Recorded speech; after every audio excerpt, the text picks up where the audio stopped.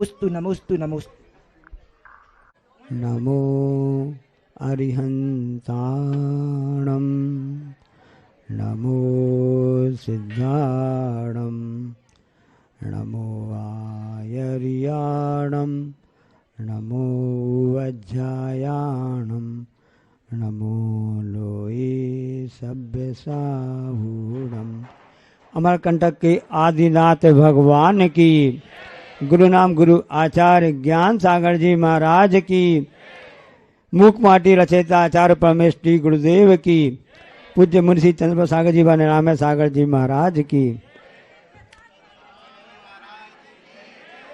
अमरकंटक जो कि रेवा नदी का उद्गम स्थल है, रेवा अर्थात नर्मदा, और सोन नदी और एक तीसरी नदी कौन सी, चोहिला नदी, तीन नदी का उद्गम स्थल है। सब जानते हैं सरिता जिसको बोलते हैं, नदी बोलते हैं, उसके लिए निम्न का भी बोलते हैं।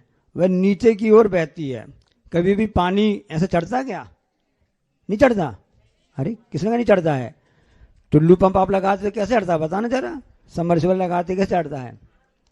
तो वहां पर तो आपने पंप की अलग से व्यवस्था की, तब पानी ऊपर चढ़ता है। लेकिन समान से नदी का स्वभाव है, जल का स्वभाव है नीचे की ओर बहना, इसलिए उसका एक नाम निम्नगामी कहा गया है।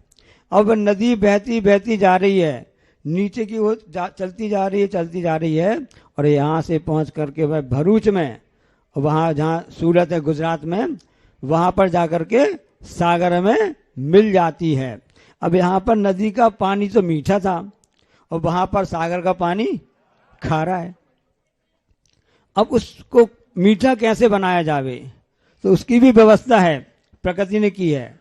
जो सूर्य होता है, आप बोलते सन बोलते हैं ना, अब सूर्य अपने प्रखर किरणों से उस सागर के जल को भी तपा देता है। तपने पर वह बाष्प बन जाता है और बाष्प ऊपर उठती है। उठने के बाद में वह बादल के रूप ले लेती है और वहां से फिर वह मीठा बन करके पानी हम सबके पास में आ जाता है। ये तो उदाहरण समझ में आ गया। ऐसा ही है, तीर्थंकर की ध्वनि गणधन ने सुनी, अंगर से ज्ञानमयी, सो जिनवर वाणी शिव सुखदानी, त्रिभुवन मानी पूज्य भई। अब जितना तीर्थंकर भगवान जानते हैं, जिनको ज्ञान में झलक रहा है, उसका अनंतमा भाग उनको सब झलक रहा है। उनके अनंतमा भाग ही ज्ञान में आता है। उसका अनंतमा भाग का भी अनंतमा भाग गणधर परमेश्वरी, उनके लिए उस बात को आता है। उसके बाद भी उन्होंने जितना जाना उससे भी अनंतमा भाग उन्होंने उसका लिपिबद्ध, उससे अनंतमा भाग किया। कितना कम होता जा रहा है। और अर्धगणधर के बाद में भी जो आचार्य परमेश्वरी होते हैं वो हमको ये सब बात बताते हैं।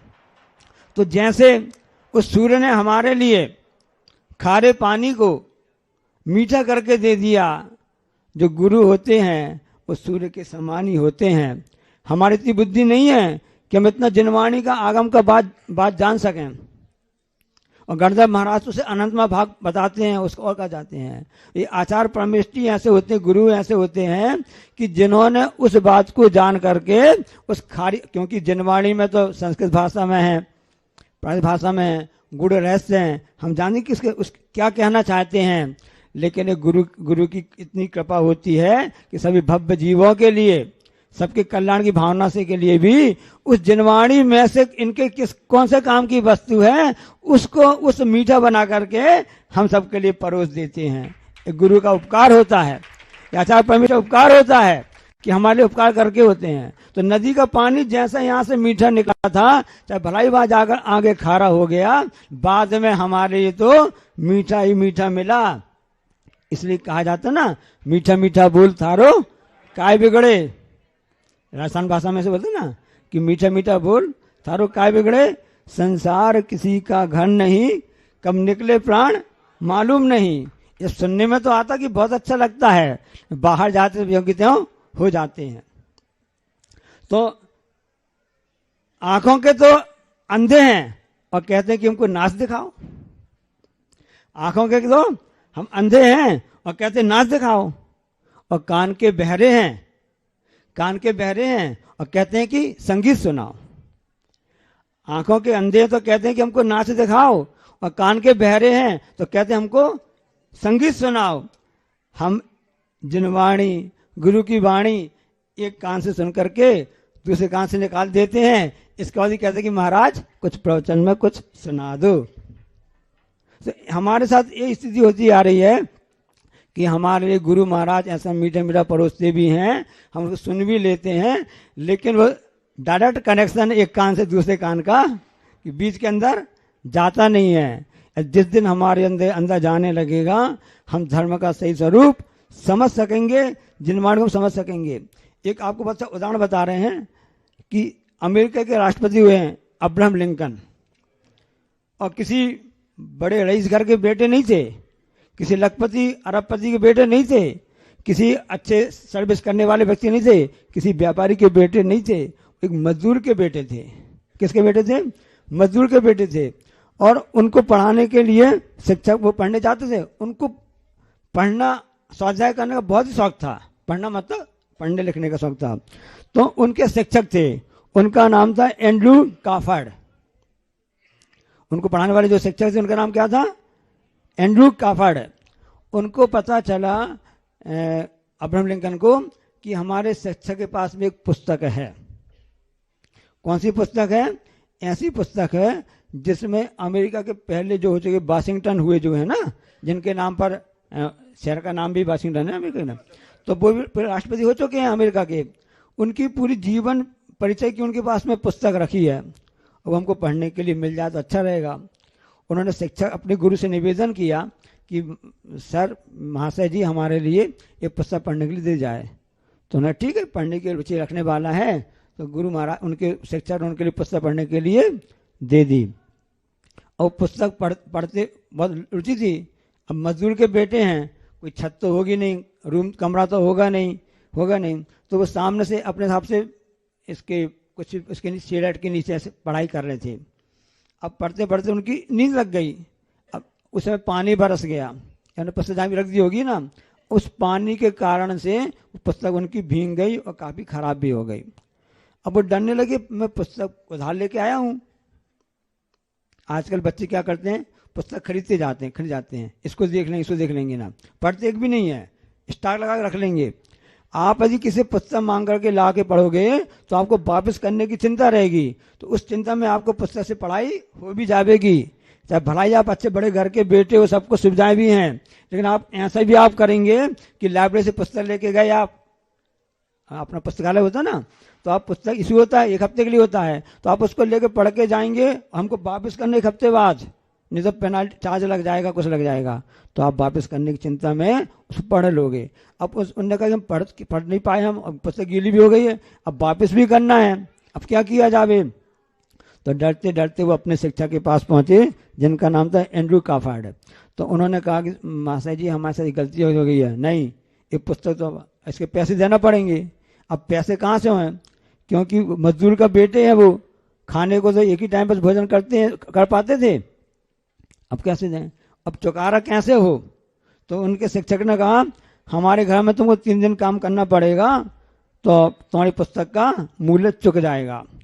बड़ी प्रसन्नता के साथ में अब्राहम लिंकन ने अपने शिक्षक के यहाँ पर जो उनका काम था, घर का काम था, उसको उन्होंने स्वीकार किया। 3 दिन होने के बाद में वह अब्राहम लिंकन जो बालक था बड़ा प्रसन्न हुआ कि अब उसके हाथ में पुस्तक आ गई जिसमें वाशिंगटन का पूरे जीवन परिचय है। और कहते हैं कि उनका पूरा परिचय पढ़ा उसने, और अपने जीवन को ढंग से करके एक मजदूर का बेटा भी उस ज्ञान के माध्यम से अमेरिका जैसे राष्ट्र का राष्ट्रपति बन गया। एक ज्ञान के प्रति अभिरुचि की बात है, ज्ञान के प्रति समर्पण की बात है, एक ज्ञान के प्रति हमारा क्या हो सकता है इसकी बात है। इसलिए जो हमको आचार्य महाराज ने ज्ञान दिया है, जो जिनवाणी के माध्यम से हमको मिला है, वो इसी तरह सा है।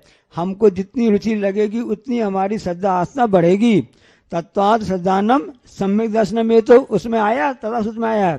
इसके साथ में ये भी साफ का समय है कि हम देव शास्त्र गुरु के प्रति सच्चा श्रद्धान रखें, सत्य में रखें।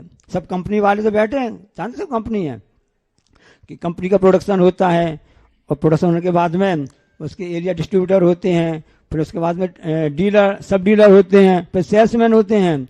तो गण जो वास्तव में तीर्थंकर भगवान है इस जिन शासन के, इन शासन के वो प्रोडक्टर है, प्रोडक्शन है उनके पास में। इस कंपनी के वो बड़े सबसे बड़े प्रोडक्शन है, प्रोडक्टर हैं, जो हमको प्रोडक्शन लाके हमको दिया है। लेकिन प्रोडक्शन कंपनी से मिलता नहीं है। आप किसी कंपनी चले जाओ और जहाँ आपका फैक्ट्री वगैरह में चले जाओ कि हमको ये सामान दे दो, कुछ ही बनता है, वैसे नहीं मिलेगा आपके लिए। वो तो कहेंगे कि आप जाओ डिस्ट्रीब्यूटर के पास में, तो डिस्ट्रीब्यूटर भी आपको देगा क्या? नहीं देगा, क्योंकि यहाँ ये तो हम किसको देते हैं? तो जितने भी गणधर परमेष्ठी हैं वे तो डिस्ट्रीब्यूटर जैसे हैं, जिन्होंने जिन शासन कंपनी का माल जो है तीर्थंकर जो बनाया है उसको उन्होंने उनको दिया। उसके बाद में डीलर जो होते हैं ना, डीलर होते हैं, उनको दिया गया। और आगे बढ़ते बढ़ते आगे आते आके जो आचार्य परमेष्ठी होते हैं उनके पास में आते आते हुए ना, तो एक प्रकार से देखा जाए तो गुरु महाराज हो तो सेल्समैन होते हैं। अब आजकल देखो अपनी कंपनी का माल चलाने के लिए लोग विज्ञापन देते हैं कि सेल्समैन की जरूरत है। जितना अच्छा सेल्समैन होगा और उस कंपनी का माल उतना अच्छा बिकेगा। और सेल्समैन में कुशलता होती है कि किस प्रकार का ग्राहक आया है, ग्राहक छोटा है कि बड़ा है, उसके पास कितने पैसे हैं, ये खरीद पाएगा कि खरीद नहीं पाएगा, ये सब वो जानता सेल्समैन होता है। गुरु महाराज जो तो सेल्समैन से कम नहीं होते हैं। अपने आचार्य श्री समझते हैं कि कौन व्यक्ति कैसा आया है, किसको कैसा नियम देना है, कौन नियम पालन कर पाएगा, एक कुशलता होती है इस सेल्समैन की है।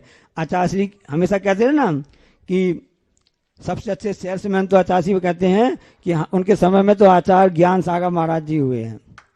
कि कहाँ आचार्य श्री दक्षिण भारत के, और जवानी की उम्र 22 साल की उम्र, 25 साल की उम्र, और कहाँ ज्ञान सागर महाराज जी तपोवृद्ध है, ज्ञान वृद्ध है, कहाँ पर राजस्थान में है।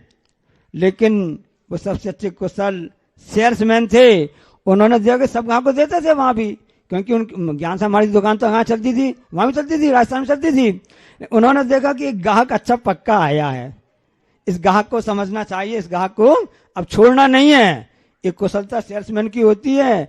ये तो आचार्य गुजरवाणी कह रही है, आचार्य परमेष्ठी होते तो कुशलमैन होते हैं कि हम जैसे अपढ़ अज्ञानी भलाई अभव्य तो हैं, लेकिन किसको कैसा क्या देना इसमें कुशल होते हैं। तो गुरु महाराज ही होते हैं, आचार्य परमेष्ठी होते हैं। जैसे आचार्य ज्ञान सागर महाराज जी थे, उन्होंने कुशलता से ऐसा काम किया, ऐसा सेल्समैन उन्होंने इतनी अच्छी सेल्समैनशिप की कि उन्होंने आचार्य श्री के लिए वह सब दे दिया। उसका परिणाम है कि हमारे लिए आचार्य श्री जितने कुशल सेल्समैन बनकर यहाँ पर आ गए हैं और पूरी जगह भ्रमण करते हुए यहाँ अमरकंटक सब क्षेत्र में आ गए हैं, जहाँ पर आपने ऐसे कुशल सेल्समैन के पावन सानिध्य में, उनके मार्गदर्शन में पंच कल्याण गजत महोत्सव प्राण प्रतिष्ठा सानंद संपन्न की, और हम हमारे सबके लिए अच्छा माल भी दिया।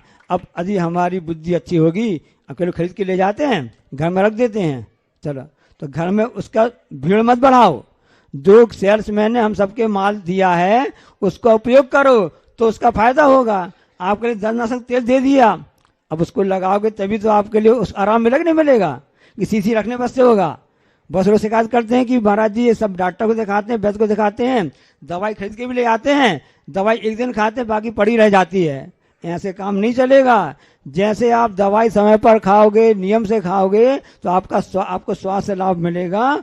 उसी प्रकार से जनवाणी की बात आप समय पर सुनो, उसका उपयोग करो, जैसा बताया गया गुरु ने वैसा करो, क्योंकि तीर्थंकर की ध्वनि गणधन ने सुनी, तो उसके लिए हम सबको लाभ मिलेगा। सिर्फ तन का स्वास्थ्य नहीं चाहिए हमको अपने मन का स्वास्थ्य भी हमको देखना है, और हमारी आत्मा स्वस्थ बनी रहे, इसका ध्यान रखना है। इसलिए सेल्समैन ने बड़ी कृपा करके हमारे जो दवाई औषधि दी है, जो कुछ भी सामान दिया है, उसका हम उपयोग करें तो ही काम आएगा। नहीं तो वैसे हो गया कि उससे पूछा कि हमने घी खरीदते हैं, हमारे यहाँ घर हम जो घी है ना, हमारे यहाँ घी इतना उपयोग होता है कि 10 दिन में खत्म हो जाता है 1 किलो घी। अच्छा, हम बहुत उपयोग करते हैं, 10 दिन में हो जाता है, ये 10 दिन चलता है जाने। तुम्हारे यहाँ पर हाँ हम तो उपयोग करते हैं, लेकिन हिसाब से करते हैं। और हमारे यहाँ पर जो घी जो चलता है वो 1 महीने चल जाता है, 1 महीने चल जाता है।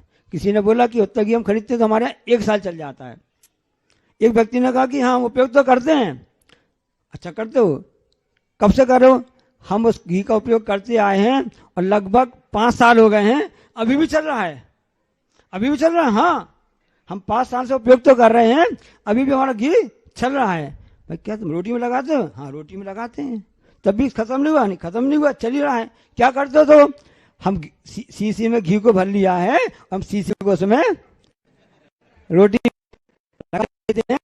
अभी दवाई हमको नहीं खाना है, हमको सीसी खोल करके, ढक्कन खोल करके, हिला करके और उसको ढंग से लेंगे, तभी अंदर अभी तक जनवाने की जो बात है, जो दवाई सेल्समैन हमको दी है, वो हमने सीसी में पैक करके और रोटी में, हंस तो रहे अपन, लेकिन वास्तव में हमारे साथ ऐसे ही हो रहा है कि हमने सीसी में बंद करके उसको रोटी में चपड़ रहे हैं और घी का घी बचा हुआ है। हम प्रसन्न हैं कि हम भगवान की भक्ति कर रहे हैं, गुरु की भक्ति कर रहे हैं, अजय भक्ति कर रहे हैं, लेकिन हमारा वो करना तो उस सीसी जैसे घी के समान ही है। इसलिए हमारा कर्तव्य बन जाता है कि हम सच्चे अर्थों में यदि उसका लाभ लेना चाहते हैं, अपनी आत्मा को स्वस्थ करना चाहते हैं, तो सीसी के ढक्कन खोल करके उस घी को उपयोग अंदर करेंगे तो हमको स्वास्थ्य लाभ मिलेगा।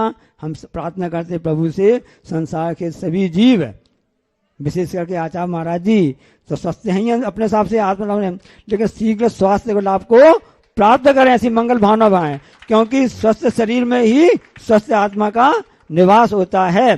कर्म को जैसे होता रहता है, घबराना नहीं चाहिए, असाता वृद्धि चलती रहती है, होता रहता है। उस समय भी हम संबल रखेंगे, अपनी क्षमता का रखेंगे, तो अपने आप हमारा भी पार हो जाएगा। जैसे आचार्य महाराज जी की वेदना के बाद भी समता रूपी आभूषण को धारण किए हुए हैं। बोले अहिंसा परमो धर्म।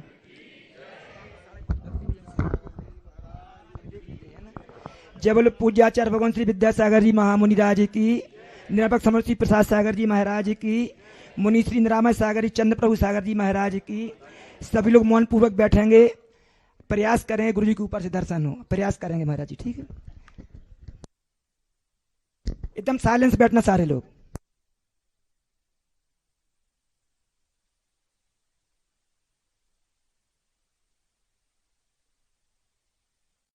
को कितने पुण्य की बात है कि आत्मविश्वास काम करता है। कल दोपहर को आचार्य ने कहा कि हमको दर्शन करने जाना है, चिकित्सक ने कहा कि नहीं अभी आपको तकलीफ होती है, आपको चढ़ना उतरना नहीं है। और कल शाम को भी आचार्य महाराज जी सहस्कुटी दर्शन करने गए थे, और आज भी फिर उन्होंने कहा कि कल पूरे नहीं हो पाए थे क्योंकि कार्य चल रहा था, लाइट फिटिंग वगैरह चल रही थी, कुछ व्यवधान वगैरह थे, क्योंकि सावधान उसमें कार्य हो जाता है, फिनिशिंग में समय लगता ही नहीं लगता है, तो उस हिसाब से था। तो आज सुबह भी अंतर्गत आत्मविश्वास आचार्य का है कि 11 मंजिल सहस्त्रकूट के लिए पूरे दर्शन करने आचार्य वहां ऊपर चले, तो अंदर का आत्मविश्वास काम करता है। हम भी कहना चाहते हैं आपसे कि जीवन को भी आप नदी जैसे मानते हो, तो उसमें दोनों किनारे को लेकर चलो, और जो भी मिला उसमें संतोष करो, उसमें अपना संयम धारण करो। हमारे साथ में दिक्कत हुई कि हम देखा सीखी कर रहे हैं। अब अचासी कहते हैं ना, अब आप लोग तो यहाँ बैठ गए हो, पंकज जैसे बैठ गए हो, तो परोसना तो पड़ेगा नहीं पड़ेगा, ठीक है? गुरु जी की आशीर्वाद है, आज्ञा है, और जनवाणी की भी आज्ञा है कि भव्य जीव आ जाए तो उनके लिए भी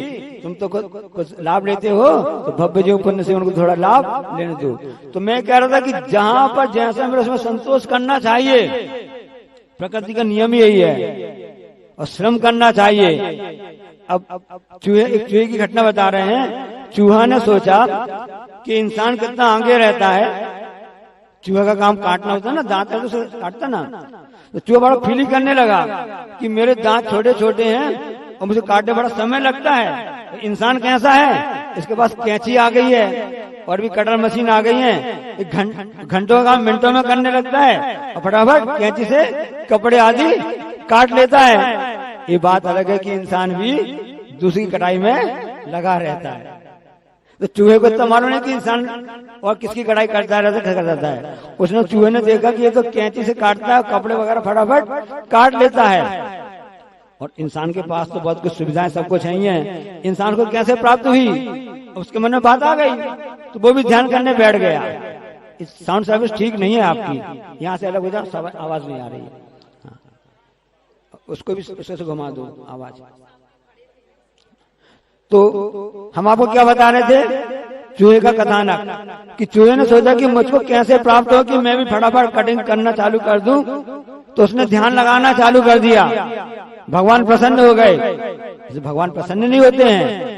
हे बीतराग भगवान कुछ लेते ना देते, जो जिनकी जैसी भक्ति वैसा ही फल देते। हमारी जैसी भावना होती है, जैसी भक्ति होती है, वैसे हमारे कर्म की निजरा होती है, वैसे हमारे कर्म का बंध होता है, उसके अनुसार हमको उसका पुण्य और पाप के रूप में फल प्राप्त होता है। भगवान कुछ भी नहीं करते हैं। ध्यान रख लेना, हमारी भक्ति आशा श्रद्धा जैसा होगा वैसे हमारा कर्म जैसे वैसे काम होता रहता है। चूहे ने ध्यान लगाया, भगवान प्रसन्न हुए, भगवान आ गए, तो मैं तुम्हारी पक्ष से प्रसन्न हूँ तो वरदान मांगो। अच्छा, चूहे ने कहा हमको वरदान चाहिए, ठीक है तुम्हारा वरदान हो जाएगा। तो समस्या क्या है? तो चूहे ने समस्या कुछ भी नहीं है, मैं कपड़ा उसी की काटने जाता हूँ, बहुत समय लगता है, आपने तो हमारे छोटे छोटे दांत बनाए हैं, आपने ठीक नहीं किया हमारे लिए, कोई बात नहीं, क्या चाहते हो वैसा हो जाएगा। चूहे ने कहा कि हमारे छोटे छोटे दांत हैं, उनकी जगह पर आप हमारी दूसरी व्यवस्था कर दो। डेंटिस्ट होते हैं ना, कैसे दांत लगाना है, हेयर कटिंग वाले पास चले जाओ, कैसी कटिंग करवाना है, जैसे आपकी डिमांड रहती है वैसा वो कर देता है। भगवान के पास भी सब व्यवस्था रहती है। तो अब सोच लो आपको कैसे लगवाना है। तो उसने सोचा, उसने हाथी को देखा था, अरे हाथी के दांत बड़े अच्छे लगते हैं, खाने वाले नहीं दिखाने वाले। एक कहावत होती ना, हाथी के दांत होते ना दिखाने के कुछ और होते हैं और खाने के, हाँ वो हाथी के दांत होते हैं ना बहुत महंगे मिलते हैं। हाथी के दांतों से बहुमूल्य वस्तुएं बनती हैं। तो हाथी के दांत उसने देखे थे, किसने? चूहे ने। ये तो बहुत अच्छे सुंदर दिख रहे हैं, अच्छे दिखते हैं। उसने भगवान से कहा, भगवान हमारे लिए हाथी जैसे दांत बना दीजिए। तथास्तु। और तुरंत ही उस चूहे के हाथी जैसे दांत बन गए। अब बताओ, अब जब दांत ऐसे बन गए, प्रसन्न हो गया कि हमारे मन की हो गई। ध्यान रख लेना, हमारा मन इतना ऐसा होता है, उसको एक चाहत डालो, एक उस गड्ढे में इतना बड़ा गड्ढा है कि एक चीज डालो दूसरी उसमें से फिर से आने लगती है। कृष्णा की खाई खूब भरी, रिक्त रही भाई रिक्त रही। ऐसे मन की स्थिति है सबकी, संसारी जीव की। और जब उसके मन की हो गई, खुश हो गया क्योंकि उसको लंबे दांत हाथी जैसे मिल गए। उसका दुष्परिणाम क्या हुआ? आगे बढ़ना चाहा तो वो स्पीड ब्रेकर जैसे आगे फंस गए। अब आगे दांत से कान से चूहा आगे बढ़ ही नहीं पा रहा था। अब 1 घंटे 2 घंटे 4 घंटे एक दिन दोनों गए। अब बिना भोजन के तो शरीर चलता नहीं है, पानी के चलता नहीं है। अब उसकी व्यवस्था नहीं हो पाई, बड़ा आकुल व्याकुल हो गया। ये हमने बैठे बैठे घास से फजीयत मोल ले ली। ऐसे होता है, हमारे साथ में ही होता है कि हमारा उस चीज का काम भी नहीं रहता है। हम जबरदस्ती जाकर उस कार को देखने लगते हैं, क्या हो गया, घटना घट गई, क्या हो गई, पता चला कि अपराधी तो भाग गया और आप पकड़ में आ जाते हैं। ऐसा हुआ नहीं है? घटना हुई है, आपके साथ भी होगी ना। तो हमारे साथ है कि हम जानबूझकर उलझते हैं। भगवान ने, ईश्वर ने हमारे कर्म ने हमको ऐसा बनाया है कि कर्मों से हम अपने आप सुलझ सकते हैं, लेकिन हमारे साथ में दिक्कतें जारी, हम उलझते उलझते जा रहे हैं। जैसे वो चूहा उलझ गया क्योंकि उसने बड़े दांत मांग लिए, तो उसको खाना पीना कुछ नहीं हो पाया। फिर उसने भगवान तपस्या की, ध्यान लगाया, भगवान हुए, प्रकट हुए, बोलो क्या दिक्कत है कि अपने दांत वापस ले लो, हमको ऐसे दांत नहीं चाहिए, हमको जैसा था वैसा ही हमारे लिए अच्छा है। हम यही आपके साथ कहना चाहते हैं कि हमको जो भी अपने कर्म को जैसे मिला है, जैसा शरीर मिला है, जैसा धन या स्वर मिला है, जो कुछ भी हमको मिला है उसमें संतोष रखना चाहिए। और इसकी लालसा हमारे लिए नुकसानदायक है। किसी ने कहा बिना हमारे पास पैसा नहीं होता तो हमारे कोई सुविधा नहीं पड़ती, क्योंकि हमारा बाईपास सर्जरी का डॉक्टर ने बोल दिया, हार्ट काम ढंग से काम नहीं कर रहा है। और आप कहते हैं कि पैसा नहीं होता। हमारे पास पैसा था तो हमने बाईपास सर्जरी करवा ली, यदि पैसे नहीं तो हम कैसे करवा दे? तो उनसे हमने कहा कि यदि आप पैसे के पीछे ऐसे अंधी दौड़ नहीं भागते तो आपको बाईपास जरूरत नहीं पड़ती।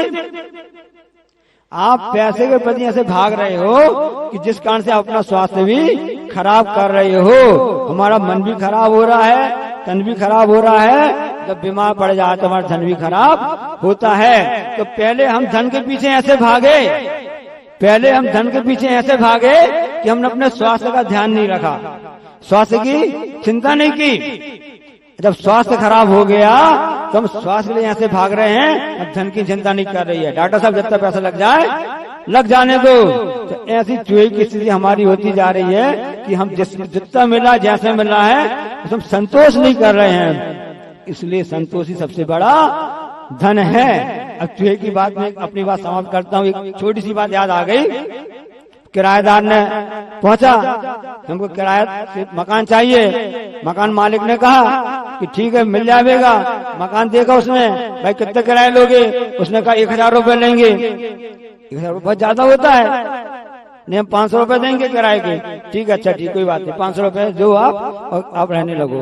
अब 2-3 दिन हो गए, वो जो दुकान किराएदार था मकान मालिक के पास में आया, क्या कहने लगा कि भाई आपने कैसा मकान दिया है किराए का, रात भर सो नहीं पाए, क्यों क्या दिक्कत है? दिक्कत ये जा रही है कि आपके उस मकान में पूरे समय चूहे की दौड़ चलती रहती है। क्या चूहे की दौड़ चलती रहती है? तो मकान मालिक ने कहा भाई आपने कितना किराया दिया है? 500 रुपए बस दिया। 500 दिया आपने, 500 बस दिया है। 500 रुपए में आप को तो सिर्फ चूहे की दौड़ देखने मिलेगी। आप 500 रुपए घोड़ दौड़ देखना चाहते हो, कहाँ से मिलेगी? घोड़ी की दौड़ आप देखना चाहते हो तो ज्यादा खर्च करना पड़ेगा। हमारे साथ ऐसा ही हो रहा है कि जब चूहे की दौड़ कम पैसे में घोड़दौड़ देखना चाहते हैं, हम बस पूंजी कम है, इसलिए पूंजी को बढ़ाना सीखो। वो पूंजी कौन सी है? पुण्य की पूंजी है। वह पूंजी एकमात्र हम सबको देव साधु की भक्ति से, पूजन आरती से, विधान से, माला फिरने से, ध्यान से मिलेगी और परोपकार करने से मिलेगी। जब हमें सोचेंगे कि सामने वाला जो व्यक्ति है, वो जो जीव है, वह भी हमारे जैसा है, उसमें भी भगवान बनने की योग्यता है। हमारी आत्मा से आत्मा कोई भी अंतर नहीं है, दोनों आत्मा एक जैसी है, सिर्फ उसमें पर्याय का अंतर है। हमने इसे मनुष्य शरीर को धारण किया है, उसने चींटी, हाथी और चूहे के शरीर को धारण किया है, बस इतना ही अंतर है। तो हम सब जीवों पर अपने करुणा भाव रखें, दया भाव रखें, इसके द्वारा ही हमारी पूंजी बढ़ेगी, पुण्य पूंजी बढ़ेगी और उसी पूंजी से हम आगे इस मोक्ष मार्ग में चल ही नहीं सकते बल्कि दौड़ सकते हैं। इसलिए संसार वास्तव में नदियां हैं, सुख दुख उसके दो किनारे हैं, इसको हमको ध्यान में रखना है। कब बह के कहाँ जाएंगे, क्योंकि ये कहा जाता है ना, साधु के लिए कहा जाता है रमता जोगी बहता पानी। बस इसी को ध्यान रखना। हमने आपको इसे छोटे बताया ताकि आपके लिए बात समझ में आ जावे और हमको परोपकार की भावना रखते हुए अपने मन में सबके प्रति दया भाव रखना चाहिए। यही जनवाणी की आज्ञा है, यही गुरु की वाणी है।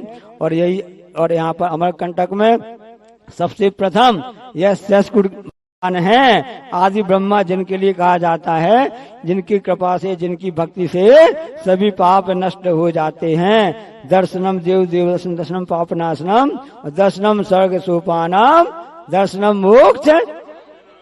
बोलो अहिंसा परमो जावाणी के ज्ञान ते सूझे लोकालोक, सो वाणी मस्त सदा। हे जनवाणी भारती तो जप शरणा गए सो पावे